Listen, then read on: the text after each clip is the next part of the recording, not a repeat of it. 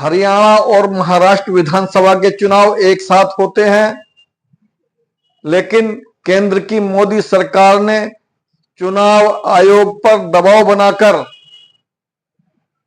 हरियाणा के इलेक्शन करने के लिए कहा और महाराष्ट्र के चुनावों को टालने के लिए कहा।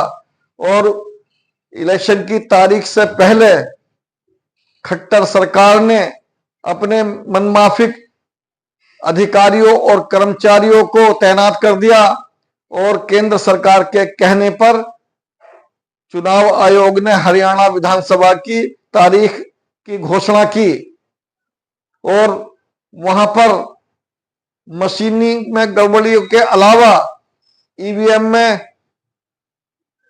गड़बड़ी के अलावा तंत्र के जरिए सरकार बना ली और कांग्रेस देखती रह गई। कांग्रेस पूरी तरह से यूं इसलिए मुतमईन थी कि कांग्रेस ने सोचा जनादेश हमारे साथ है। लोकसभा चुनाव में हरियाणा और महाराष्ट्र में ज्यादा सीटें कांग्रेस को आई, इंडिया गठबंधन को आई। कांग्रेस के लोग सुस्त हो गए और उन्हें यह मालूम नहीं था कि बीजेपी विधानसभा के इलेक्शन के लिए अपनी अंदर ही अंदर तैयारी कर रही है। लिहाजा हरियाणा में तंत्र के जरिए बीजेपी की सरकार बन गई और महाराष्ट्र के चुनाव जो टाले गए थे वहां पर उन्होंने अपने तंत्र को और मजबूत किया और अंदर ही अंदर इलेक्शन की तैयारी करते रहे। हरियाणा के इलेक्शन के बाद बीजेपी महाराष्ट्र में अंदर ही अंदर विधानसभा चुनावों की तैयारी करने लगी और कांग्रेसी सुस्त रहे। उन्होंने बीजेपी से मुकाबला करने के लिए उस तरह की रणनीति नहीं बनाई और ना ही उन्होंने कोई बेहतरीन चुनावी तैयारी की। महाराष्ट्र में बीजेपी ने 3,246 करोड़ रुपए लोगों में बांटे हैं। हर विधानसभा में करोड़ों रुपए बांटे गए हैं। शिंदे सरकार ने इलेक्शन से पहले ही अपने अधिकारी और कर्मचारियों को अपने हिसाब से तैनात कर दिया था और केंद्र सरकार के कहने पर चुनावों की घोषणा की गई।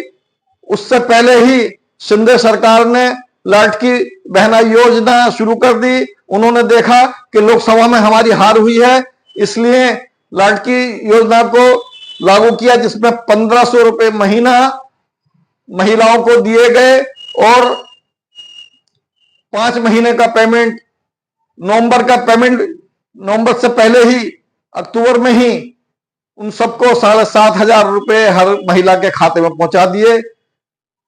और जो घोषणाएं कांग्रेस न्याय योजना के तहत गरीबों को पैसा देने की कर रही थी, उन्होंने उसको करके दिखा दिया और उनका माहौल महिलाओं के बीच में बन गया। और दूसरा, पैसे के बलबूते आरएसएस के लोग और बीजेपी के 24 बड़े बड़े नेता 2 महीने पहले वहां अंदर ही अंदर तैयारी करने लगे और लोगों से और उद्योगपतियों से, पूंजीपतियों से, सभी से अपना सांठ-गांठ करते रहे और अपना माहौल बनाते रहे। महाराष्ट्र में लोकतंत्र की नहीं, षड्यंत्र की जीत हुई है। चुनाव आयोग के साथ साथ जो शिवसेना और एनसीपी में बंटवारा हुआ था और पार्टी तोड़ी गई थी, उसका मामला सुप्रीम कोर्ट में पहुंचा। सुप्रीम कोर्ट ने आज तक यह फैसला ही नहीं दिया कि असली शिवसेना कौन सी है, असली एनसीपी कौन सी है। सुप्रीम कोर्ट के चीफ जस्टिस चंद्रचूड़ जी रिटायर हो गए, लेकिन एनसीपी और शिवसेना का जो मैटर सुप्रीम कोर्ट में चल रहा था उसको उन्होंने फाइनल नहीं किया। नतीजा कि जनता ने अपना जनादेश दे दिया है। तंत्र के जरिए महाराष्ट्र में जो सरकार बनी है, चुनाव आयोग की मदद से जो उन्होंने चुनाव जीता है, बीजेपी के नेता विनोद तावड़े जो पैसा बांटते हुए पकड़े गए, उन पर भी चुनाव आयोग ने आज तक कोई कार्रवाई नहीं की है। और मोदी जी को ही मालूम होगा कि जो पैसा बटा है महाराष्ट्र के अंदर वो गुजरात से आया था, तो गुजरात से उन्होंने टेम्पो में भर के भेजा, ट्रक में भेजा या बुलेट ट्रेन से भेजा। शिवसेना का वोट जो 16 से 18% था और शरद पवार की एनसीपी का वोट जो 22% के आसपास था और कांग्रेस का वोट जो 28% था, सब उसमें सेंधमारी हो गई और षड्यंत्र के तहत उसमें बंटवारा हो गया।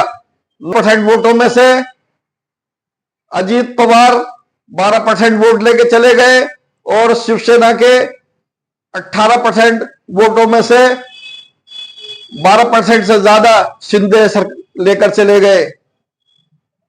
जो शिवसेना का प्रभाव ठाणे, कल्याण और मुंबई में तथा कोंकण में था, उसमें बहुत धांधली हुई और जो शिव सैनिकों की कतार इस जगह पर लंबी लाइन खड़ी करके रहती थी वो बढ़ गई और आज शिवसेना गायब हो गई है। ठाकरे परिवार की राजनीति खत्म सी हो गई है, क्योंकि ज्यादातर लोग स्वार्थी होते हैं, वो सत्ता की तरफ चले जाते हैं। आज शिव सैनिक उद्धव ठाकरे के साथ न होकर के शिंदे जी के साथ खड़े हो गए हैं।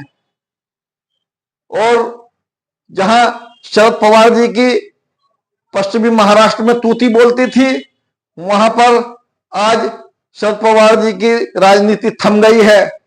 और विदर्भ में जहां कांग्रेस का वर्चस्व रहता था, वहां कांग्रेस की हालत खराब हो गई है और वोटों का बंटवारा हो गया है।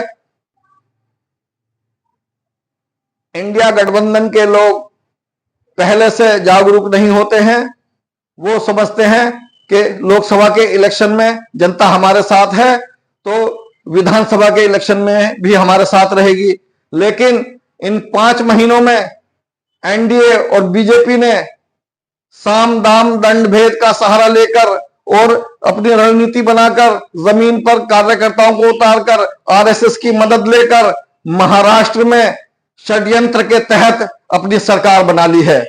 चुनाव आयोग ने महाराष्ट्र में शाम को जो वोट प्रतिशत बताया था, सुबह तक होते होते वो 4% बढ़ गया। आज तक ये पता नहीं चल पा रहा है कि अब ईवीएम चुनाव खत्म होने के बाद वोटों को किस तरह से बढ़ा देती है। वहां पर भी हरियाणा की तर्ज पर 99%, 95% बैटरियां पाई गई हैं और उन्हीं सीटों पर गड़बड़ी की आशंका बनी हुई है और उन्हीं सीटों पर धांधली हुई है और षड्यंत्र करके वहां पर जो है वोटों को बढ़ाया गया है। जो आज के लोकतांत्रिक देश में जो आज के हालात हैं, उस पर किस तरह से निपटा जाएगा, ये कांग्रेस को अपनी रणनीति बनानी पड़ेगी। विपक्ष के तमाम नेताओं को इस पर सोचना पड़ेगा, गहराई से विचार करना पड़ेगा। या तो फिर वो इलेक्शन ही लड़ना बंद कर दें और या फिर जो है सड़क पर आए और आंदोलन करें। और इस आंदोलन में, शांतिपूर्वक आंदोलन में जनता का सहयोग होना बहुत जरूरी है, क्योंकि महाराष्ट्र में किसान, मजदूर और गरीब लोग अचंभे में हैं। और शिवसेना एकनाथ शिंदे और एनसीपी अजित को वोट नहीं दिया, फिर भी यह सरकार कैसे बन गई। इस आंदोलन में पार्टियों के साथ साथ जनता को भी सड़कों पर आना पड़ेगा और अपनी आवाज को बुलंद करना पड़ेगा, तभी जाकर छुटकारा पाया जा सकता है। अगर जनादेश जो होगा हम उसको मानेंगे, लेकिन जो गड़बड़ी हो रही है चुनावों में, गिनती में, मशीनों में, तंत्र में, अधिकारी पूरी तरह से जो सरकार का सपोर्ट कर रहे हैं और चुनाव आयोग मुक्त दर्शक बना हुआ रहता है और अदालतें भी मैटर को, किसी भी मुकदमे को पेंडिंग में डाल देती हैं, उस पर फैसला नहीं देती हैं। ये चिंता का विषय है। भारतीय लोकतंत्र किधर जा रहा है? अब से 5 साल, 10 साल, 20 साल बाद लोकतंत्र की क्या हैसियत होगी, कहीं ऐसा ना हो लोकतंत्र से जनता का विश्वास हट जाए और जो आज गरीबों की परेशानियां हैं, महंगाई चरम पर है, सब्जियां 60 और 80 रुपए किलो मिल रही हैं, जनता त्रस्त है और 70% लोग कोई बचत नहीं कर पा रहे हैं, उनका गुजारा भी मुश्किल है। जो उससे ऊपर के 20-25% लोग हैं वो मेहनत कर रहे हैं और किस तरह से जो है महंगाई का मुकाबला करके अपना सिर्फ गुजारा कर रहे हैं। इन सब बातों को देखना पड़ेगा। मोदी जी के राज में सिर्फ वोट बैंकों पर इलेक्शन में ही धांधली नहीं हुई है, आज जमाखोरी चरम पर है। रात ही रात सब्जियों और अनाज के दालों के रेट बढ़ जाते हैं। मोदी जी ने इनको भी छूट दे दी है। पहले मंडी समिति में जो कमीशन एजेंट हुआ करते थे उनको स्टॉक रखने का अधिकार नहीं था, मोदी जी ने उनको स्टॉक रखने का अधिकार दे दिया है। जब देखते हैं अनाज या सब्जियां कम आ रही हैं तो वो बड़े बड़े कमीशन एजेंट अपना माल स्टॉक कर लेते हैं और अगले दिन उसका रेट बढ़ा देते हैं। पहले किसान सीधा अपनी सब्जी और अपना अनाज लेकर आता था, उसके मुताबिक रेट चलते थे, लेकिन आज जो है जमाखोरों, कालाबाजारियों, सटोरियों की मनमानी हो रही है, रेट घटते और बढ़ते रहते हैं। पूरी तरह से तंत्र फेल हो चुका है।